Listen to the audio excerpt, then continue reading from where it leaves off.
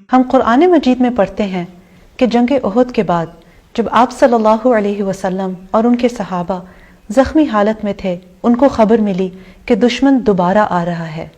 اس کا مطلب یہ تھا کہ ان کو زخموں کے ساتھ دشمنوں سے لڑنا ہوگا۔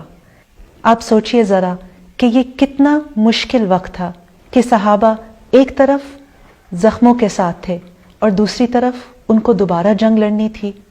تو اس وقت صحابہ کرام نے اتنے خوبصورت الفاظ کہے کہ اللہ تعالیٰ نے وہ قرآن میں بھی نازل کیے، اور وہ الفاظ ہیں حسبنا اللہ ونعم الوکیل، کہ بے شک اللہ تعالیٰ ہمارے لیے کافی ہے اور وہ کتنا بہترین کارساز ہے۔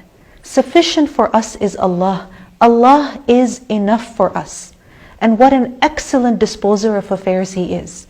اور واقعی انسان کسی بھی مشکل حالت میں اگر یہ الفاظ کہے کہ حسبنا اللہ، اللہ ہمارے لیے کافی ہے، تو انسان کی مشکل آسان ہو جائے، اس کو اس مشکل کے ساتھ ڈیل کرنا واقعی آسان لگے، کیونکہ اس وقت انسان یہ سوچے گا کہ اس مشکل کو میں اکیلا نہیں ڈیل کر رہا، میں اکیلا اس کے ساتھ معاملہ نہیں کر رہا، میں اس کے ساتھ اکیلے نہیں لڑ رہا، اللہ میرے ساتھ ہے، اور جس کے ساتھ اللہ ہو وہ انسان کامیاب ہے۔